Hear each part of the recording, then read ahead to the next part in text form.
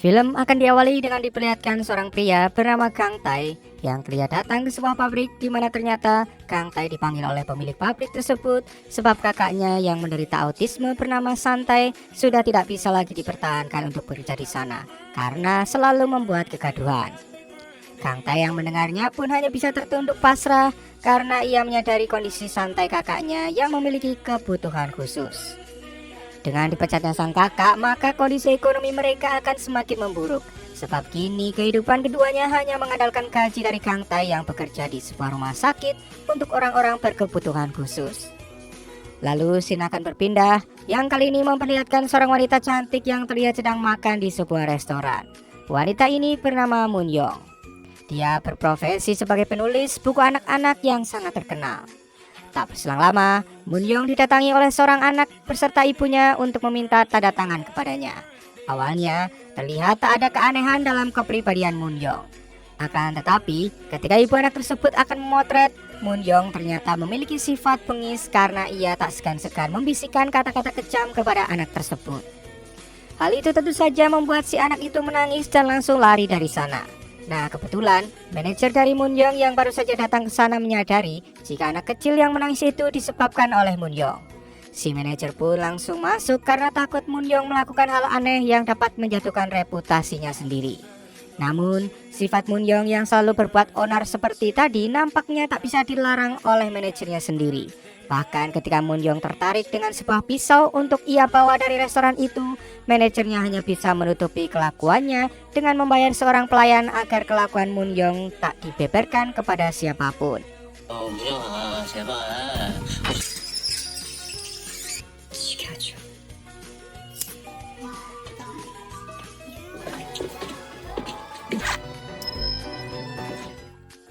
Sementara di rumah sakit tempat Kang Tai bekerja, dirinya mendapatkan tugas agar menjaga seorang pasien yang memiliki gangguan ODGJ karena selalu berusaha melakukan bunuh diri dengan membawa anak perempuannya.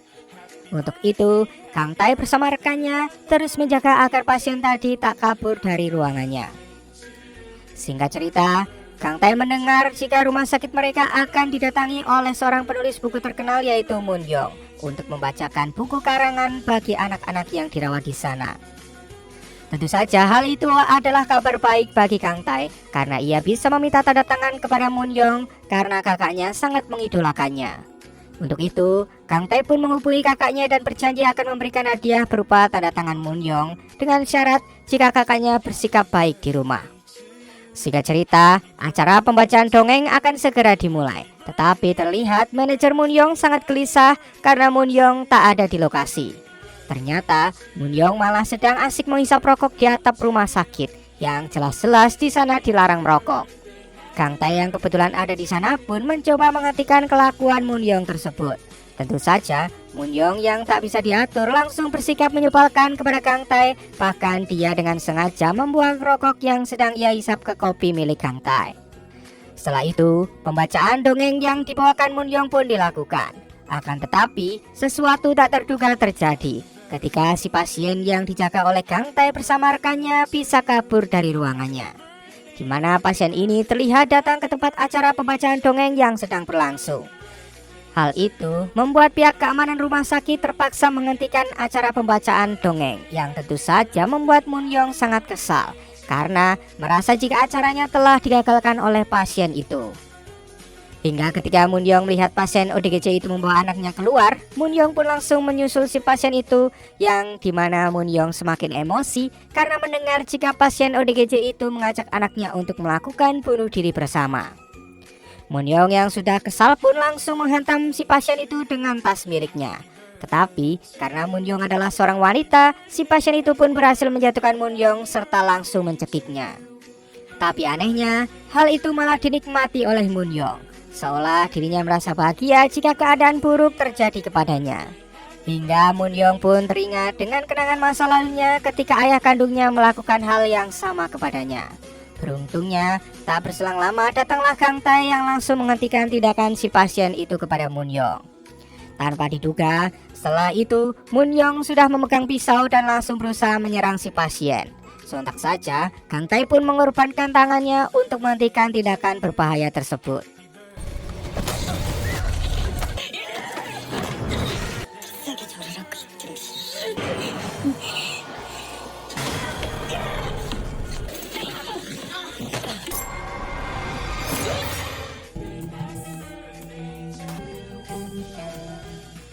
Setelah si pasien tadi pergi, Munyong kemudian membalutkan sapu tangan miliknya kepada Kang Tae dengan sangat kasar sambil tersenyum dan berkata jika apa yang ia lakukan adalah sebuah keberuntungan.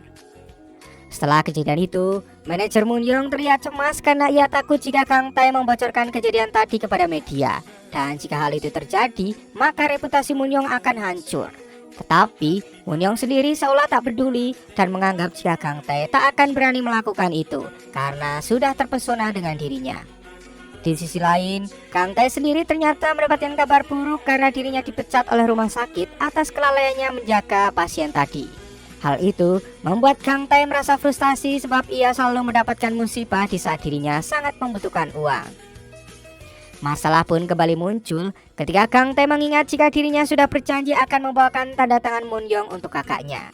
Merasa jika hal itu akan membuat kakaknya marah, temannya pun membantu Kang Tae dengan memalsukan tanda tangan Munyong yang mereka dapat dari internet. Tapi ternyata hal itu bisa diketahui oleh Santai yang membuat Santai marah dan mengurung diri di sebuah lemari. Walaupun masalah sedang Kang Tae hadapi, tetapi dirinya dengan sabar terus membujuk kakaknya dengan kembali berjanji akan membawakan tanda tangan Munyong yang asli, yang membuat kakaknya pun akhirnya luluh. Tak lama manajer Munyong memberikan sebuah pesan kepada Kang Tae untuk datang ke kantornya dengan tujuan agar Kang Tae mau tutup mulut. Melihat kesempatan untuk memenuhi janji kepada kakaknya, Kang Tae pun berkata jika dirinya akan datang besok hari. Malam harinya, baik Munyong ataupun Kang Tae seolah memikirkan kejadian tadi, di mana Munyong terlihat tertarik dengan mata polos dari Kang Tae, sementara Kang Tae sendiri memikirkan jika dirinya merasa mengenal dengan tatapan dingin dari Munyong. Keesokan harinya, terlihat Kang Tae sudah datang ke kantor manajer, di mana di sana Kang Tae sangat tertarik dengan sebuah buku dongeng karangan Munyong karena ada tanda tangannya. Tanpa diduga, ternyata Munyong pun datang ke kantornya, di mana kehadirannya yang tiba-tiba itu membuat semua pekerja kalang kabut untuk menyembunyikan benda-benda tajam yang selalu diinginkannya. Ketika melihat jika Kang Tae berada di kantornya, dengan sangat dingin Munyong pun bertanya apakah tujuan Kang Tae untuk meminta uang tutup mulut atas tindakannya kemarin. Tapi tanpa diduga, Kang Tae malah berkata jika kedatangannya ke sana untuk memastikan sesuatu, yaitu melihat kembali Munyong karena tatapan Munyong mengingatkannya dengan seseorang di masa lalunya. Namun, Munyong malah menganggap apa yang dikatakan Kang Tae adalah sebuah bentuk godaan, sebab ia merasa jika Kang Tae sudah terpesona dengannya. Tentu saja, Kang Tae langsung berkata jika Munyong bukanlah wanita dari masa lalunya karena kelakuan Munyong lebih buruk dari gadis masa lalu yang ia kenal. Kang Tae pun langsung pergi dari sana, akan tetapi manajer Munyong datang bersama asistennya. Si asisten pun mengatakan jika Kang Tae menginginkan tanda tangan dari Munyong. Nah, Munyong yang mendengarnya pun langsung merasa di atas angin sebab ternyata Kang Tae benar-benar tertarik kepadanya. Dengan penuh kesombongan, Munyong pun memberikan tanda tangannya kepada Kang Tae, di mana Kang Tae sendiri sebetulnya ingin menolak hal itu. Akan tetapi, ketika mengingat janjinya kepada kakaknya, dengan terpaksa Kang Tae pun menerima buku tersebut. Ketika Kang Tae sudah pergi, terlihat Munyong sangat terobsesi untuk mendapatkan Kang Tae agar bisa tunduk kepadanya. Untuk itu, Munyong pun menyuruh asistennya agar menyelidiki semua latar belakang dari Kang Tae. Sementara Kang Tae sendiri saat di dalam bus, dirinya begitu terkejut ketika membuka buku pemberian Munyong, di mana di dalamnya tak ada tanda tangan dari Munyong sama sekali, melainkan hanya ada sebuah tiket undangan dan sebuah tulisan yang menyuruh Kang Tae untuk datang ke acara peluncuran buku baru miliknya jika ingin mendapatkan tanda tangannya. Kang Tae yang membacanya pun merasa dipermainkan oleh Munyong. Tetapi karena itu dirinya malah bisa memberikan hadiah yang lebih kepada kakaknya untuk bisa meminta tanda tangan Munyong secara langsung. Ketika malam saat sedang merenung meratapi nasibnya, Kang Tae didatangi oleh seorang wanita bernama Juri yang merupakan teman masa kecilnya dulu. Terlihat Juri ini memiliki perasaan kepada Kang Tae. Nah, Juri yang mengetahui jika saat ini Kang Tae sedang membutuhkan pekerjaan, menawarkannya untuk menjadi perawat di rumah sakit tempatnya bekerja. Tetapi mengetahui jika rumah sakit itu berada di daerah tempatnya dulu, Kang Tae pun terlihat ragu. Sebab ia merasa jika kembali ke tempat asalnya maka trauma buruk yang dialami kakaknya ketika dulu melihat kematian ibu mereka akan membuat itu semakin dalam. Untuk itu, Kang Tae pun mencoba menolak tawaran Juri dengan beralasan jika dirinya tak mempunyai tempat tinggal jika harus bekerja di rumah sakit tempat asalnya dulu. Namun di sini, Juri langsung menawarkan rumahnya untuk ditinggali Kang Tai bersama kakaknya, yang membuat Kang Tai merasa tak enak sebab ia tak bisa lagi menolak tawaran Juri itu.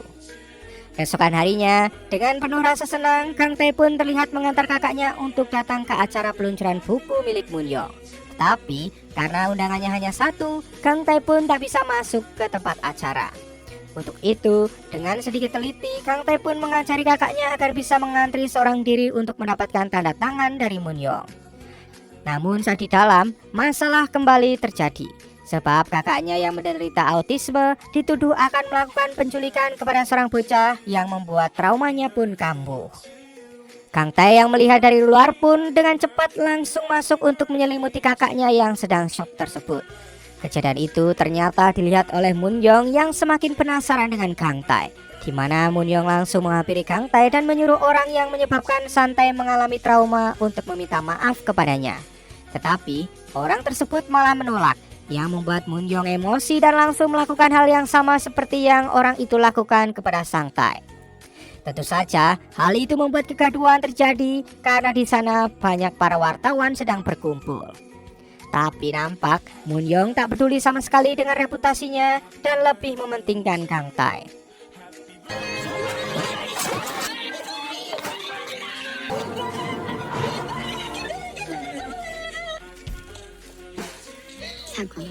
때문이야 이 같아.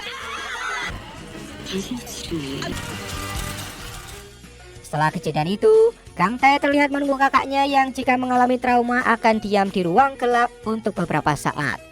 Kang Tai sendiri terlihat ditemani oleh Munyong, di mana di momen itu Munyong pun mencoba menggoda Kang Tai. Bahkan dengan agresifnya, Munyong mendekatkan wajahnya ke Kang Tai yang membuat jantung Kang Tai berdegup kencang.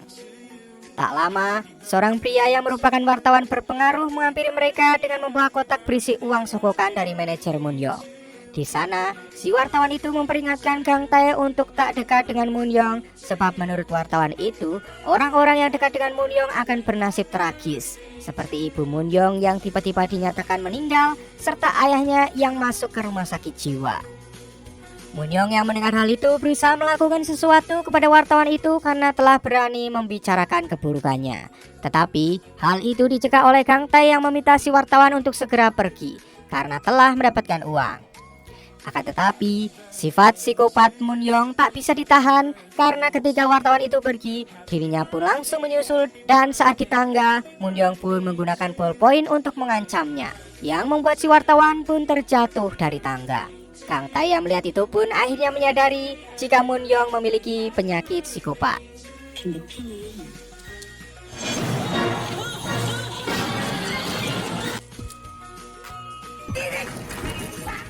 Sebagai perawat yang berpengalaman menangani kasus seperti Munyong, Kang Tai pun memberikan sebuah gerakan yang bisa membuatnya tenang.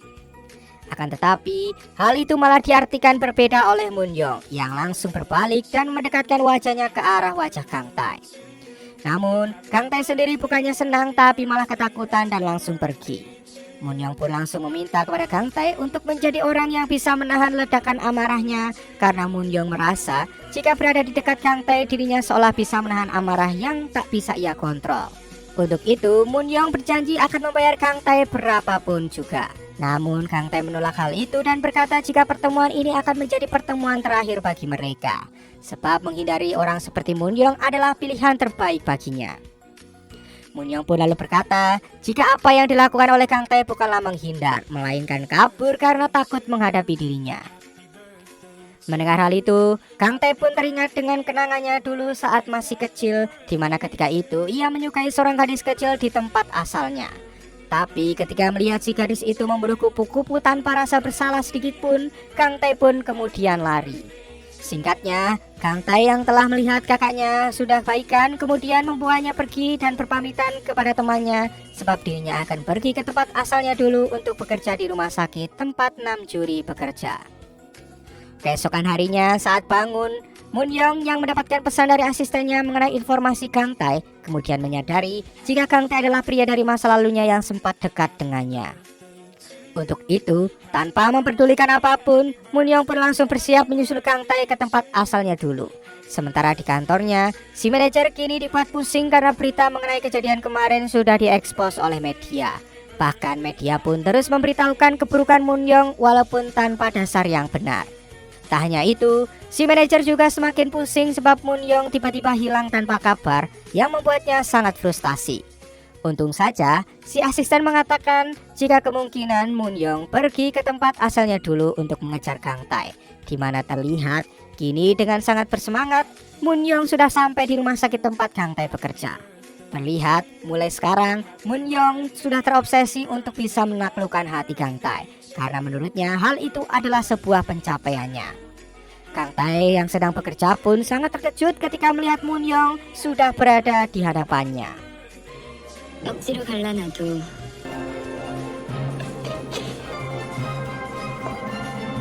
보고 싶어서 왔지.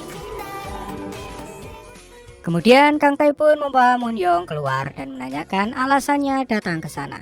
Tetapi entah mengapa, Moon Young tak menceritakan jika dirinya merupakan gadis yang dicintai Kang Tae di masa lalu. Kang Tae yang mengetahui sifat Moon Young tak akan pergi sebelum mendapatkan keinginannya, kemudian bertanya apakah sebenarnya yang ia inginkan.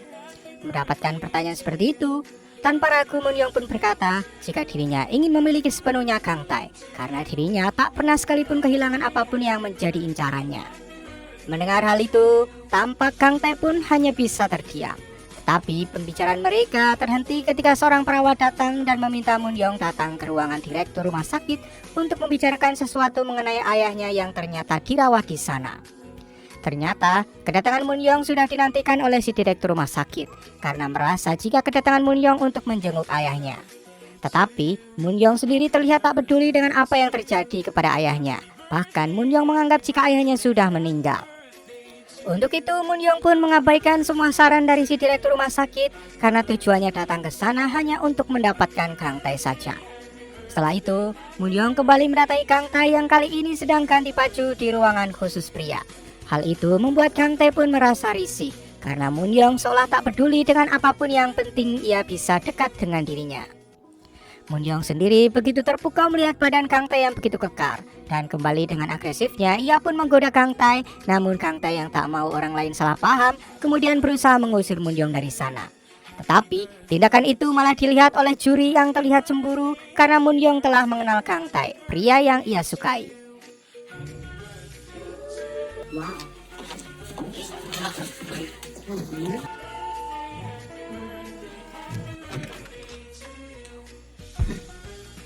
Untuk itu, juri pun menanyakan hubungan antara Moon Young dan juga Kang Tae, di mana dengan sangat percaya diri, Moon Young berkata jika Kang Tae merupakan pria yang dulu selalu menemaninya hingga takdir pun mempertemukan mereka kembali.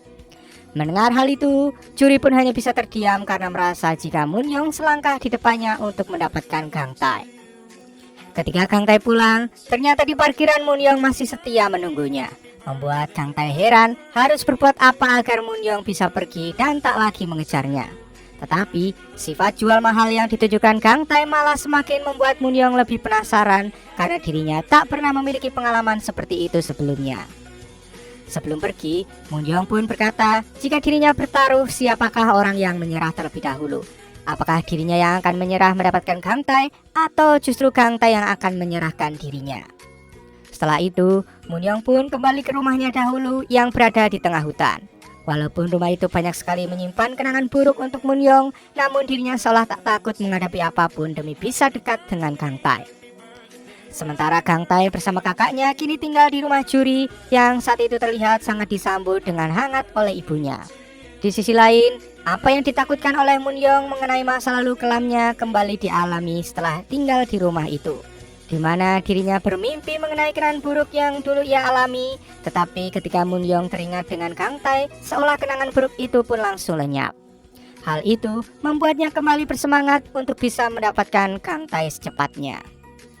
Ketika manajernya menelepon untuk menyelesaikan masalah, Moon Young pun kemudian memiliki ide untuk menjadikan ayahnya yang sedang dirawat sebagai pengalihan, di mana Moon Young menyuruh manajernya untuk memberitahukan kepada para media jika dirinya akan berhenti sejenak untuk mengurus ayahnya. Padahal hal itu dilakukan Moon Young hanya untuk memiliki alasan agar ia bisa dekat dengan Kang Tae. Dan kini Moon Young bekerja di rumah sakit untuk mengajarkan para pasien belajar ilmu sastra seperti permintaan si direktur, karena hal itu adalah bagian terapi penyembuhan pasien. Walaupun jika menerima pekerjaan itu, Moon Young harus membawa ayahnya jalan-jalan selama 30 menit. Tetapi Moon Young tetap bersedia melakukannya walaupun dirinya sangat membenci ayahnya, agar ia bisa selalu dekat dengan Kang Tai. Setelah pekerjaan mengajar pasien, Moon Young pun selalu menempel kepada Kang Tai. Apalagi Moon Young tak segan-segan membicarakan hal sensitif di depan umum. Kang Tai yang merasa muak dengan tingkahnya pun langsung memperingatkannya untuk berhenti melakukan hal seperti itu sebelum dirinya bertindak kasar.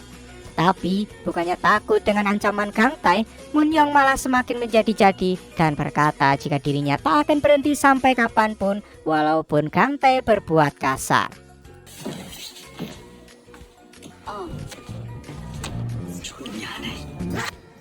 나랑 한번 잘래? 왜? Setelah itu, untuk pertama kalinya Moon Young bertemu dengan ayahnya setelah sekian lama, di mana ayahnya begitu ketakutan ketika melihat Moon Young karena kenangan buruk yang ia lakukan kepadanya saat kecil. Namun Moon Young malah terlihat cuek seolah ayahnya adalah orang yang sangat ia benci. Sedangkan Kang Tai sendiri yang menginginkan bisa menyembuhkan trauma kakaknya, kini mendapatkan kabar baik dari direktur rumah sakit, di mana si direktur menyuruh kakaknya untuk menggambar di sebuah dinding rumah sakit karena ternyata kakaknya memiliki bakat dalam hal menggambar. Ternyata hal itu juga merupakan terapi untuk menghilangkan trauma dari kakaknya tersebut. Sedangkan kakaknya sendiri walaupun memiliki penyakit autisme, tetapi ia masih memiliki keinginan untuk bisa membahagiakan Kang Tai, di mana sang kakak selalu menabung dan memperlihatkan sebuah brosur mobil kemah agar bisa mereka beli. Hal itu tentu saja membuat Kang Tai terharu dan langsung memeluk sang kakak. Keesokan harinya, saat Kang Tai sedang bersama juri untuk pergi ke rumah sakit, dirinya mendapatkan kabar jika Moon Young berulah dengan membawa salah seorang pasien ODGJ pergi. Untuk itu, Kang Tai bersama juri pun berusaha menahan Moon Young di tengah jalan, namun lagi-lagi hal itu malah dianggap sebagai permainan oleh Moon Young. Hal itu tentu saja membuat Kang Tai dengan terpaksa mengejar Moon Young karena khawatir kepada pasien yang dibawa oleh Moon Young. Tapi ternyata tujuan Moon Young membawa pasien itu bukanlah tanpa alasan. Sebab sebelumnya Moon Young sudah mengetahui jika pasien yang ia bawa sebenarnya merupakan anak seorang pejabat yang telah diterlantarkan. Untuk itu, Moon Young membawa pasien itu ke tempat ayahnya yang sedang melakukan kampanye, di mana di depan para media peserta masyarakat, si pasien ini pun menceritakan jika sebenarnya dirinya dahulu diabaikan karena tak pintar, yang membuatnya pun depresi sehingga menjadi pasien ODGJ. Setelah itu, kebahagiaan nampak terlihat dari si pasien ODGJ itu setelah menyampaikan kebenaran mengenai ayahnya. Dan hal itu dilihat oleh Kang Tai yang merasa jika dirinya tak bisa memahami pasien yang ia rawat, tak seperti Moon Young. Untuk itu, Kang Tai pun berkata apakah dirinya memang harus meladeni permainan dari Moon Young. Mendengar hal itu, Moon Young pun tersenyum seolah kini apa yang ia lakukan bisa dimengerti oleh Kang Tai. Tak lama, datanglah seorang pria yang merupakan staf dari ayahnya si pasien ODGJ tadi yang mengancam Moon Young karena telah membawa si pasien itu untuk merusak citra ayahnya di tempat umum. Tentu saja, ancaman itu malah dibuat lelucon oleh Moon Young, yang membuat si pria itu marah dan berusaha memukul Moon Young. Namun dengan sikap, Kang Tai menepis pukulan itu, bahkan dengan sangat jantan ia pun menyuruh si pria itu untuk menjaga tangannya kepada seorang wanita. Moon Young yang melihat Kang Tai membelanya sangat merasa senang dengan sikap jantannya itu. 당신들 뭐야?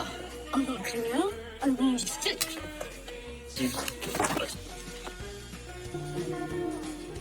Setelah itu, Kang Tai kemudian kembali mengingat masa lalunya ketika melihat si pasien ditampar serta dimaki-maki oleh ibunya, di mana pada masa lalu Kang Tai selalu dimarahi oleh ibunya jika lalai menjaga kakaknya. Bahkan dalam ingatannya, Kang Tai merasa jika ibunya seolah tak menganggapnya ada karena ibunya selalu fokus kepada kakaknya.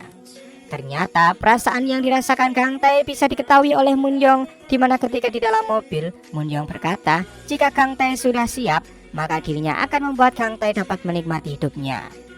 Namun perasaan ragu muncul ketika Moon Young bercerita mengenai ayahnya sendiri, di mana Moon Young menginginkan ayahnya untuk segera meninggal karena ia sudah tak berguna lagi. Hal itu langsung membuat Kang Tai marah dan meminta Moon Young menghentikan mobilnya di tengah jalan, sebab Kang Tai merasa kecewa telah berharap sesuatu kepada Moon Young. Munyong yang tak mengerti dengan maksud Kang Tae pun mencoba bertanya, tetapi Kang Tae langsung pergi tanpa menjawab pertanyaan itu. Munyong yang masih tak mengerti langsung berkata jika dirinya sangat mencintai Kang Tae. Tetapi pernyataan cinta itu diabaikan begitu saja oleh Kang Tae, sebab ia merasa jika Munyong tak sedikit pun mengerti akan namanya cinta. Dan apa yang Munyong katakan hanyalah sebuah obsesinya saja. Sesampainya di rumah, Munyong sudah ditunggu oleh si manajer yang mengabarkan jika penjualan buku dongeng baru milik Munyong dilarang. Untuk itu, si manajer meminta Munyong untuk segera kembali mengarang buku lain. Tetapi, Munyong tak mau karena dirinya memiliki keinginan lain, yaitu mendapatkan Kang Tae.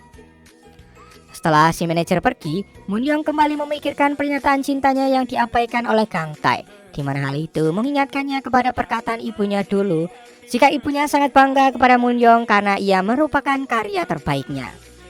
Sedangkan Kang Tae sendiri malah kepikiran dengan pernyataan cinta dari Munyong. Namun dengan pengalamannya yang selalu diabaikan oleh ibunya, ia pun merasa jika perkataan Munyong sama sekali bukanlah dari hatinya. Keesokan harinya, masalah kembali dialami Kang Tae ketika ayah dari si pasien bersama bawahannya terlihat datang ke rumah sakit untuk mencari Munyong.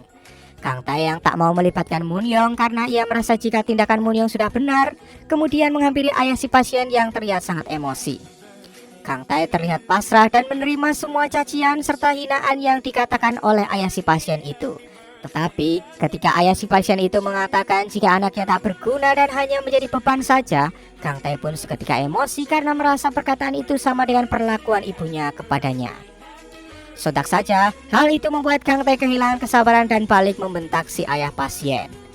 Lalu dengan penuh emosi, ayah si pasien pun langsung menampar Kang Tae di hadapan manajer rumah sakit. Mendapat perlakuan itu, Kang Tae hanya bisa terdiam karena tak mau masalah semakin panjang. 실은 부모 알았어야지! 이 새끼야! Kemudian salah satu suster yang bernama Suster Ko tentu saja tak terima dan terlihat marah kepada si direktur karena tak bertindak apapun setelah Kang Tae diperlakukan seperti itu.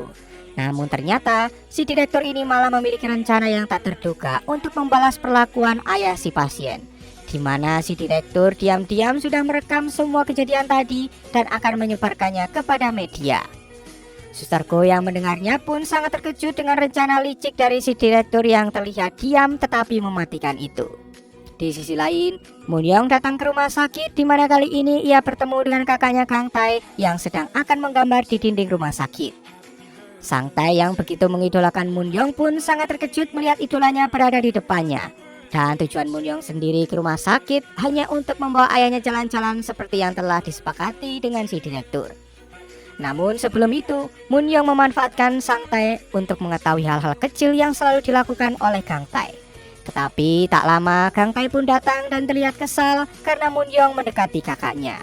Saat itu, Kang Tae pun kehilangan kontrol dan membentak kakaknya yang tak mau disuruh pergi agar tak dekat-dekat dengan Munyong. Kemudian, Kang Tae pun membawa Munyong ke tempat sepi, di mana Munyong yang melihat bekas tamparan di pipi Kang Tae terus mengoceh menanyakan siapa orang yang telah memukul Kang Tae. Akan tetapi dengan kejam Kang Tae malah mengabaikan kepedulian Munyong itu. Kang Tae juga meminta agar mulai sekarang Munyong berhenti bersikap seolah mengerti tentang perasaannya. Munyong yang mendengar itu pun hanya bisa terdiam seolah apa yang dikatakan oleh Kang Tae adalah sebuah kebenaran, walaupun ucapan itu sangat menyakitkan. Di tengah lamunannya, Munyong pun didatangi oleh juri yang membawa ayahnya. Hingga ketika Munyong mendekat, ayahnya tiba-tiba langsung berusaha mencekik Munyong sambil berkata agar monster seperti Munyong lebih baik mati.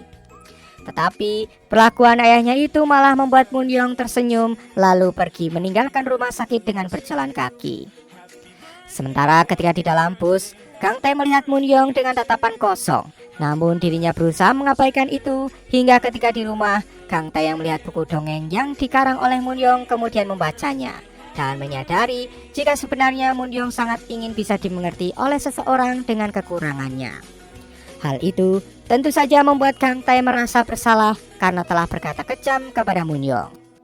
Ditambah lagi, ketika temannya datang dan mengatakan kejadian yang dialami Munyong oleh ayahnya, Kang Tae pun langsung bergegas mencari Munyong karena cuaca di luar saat itu sedang hujan.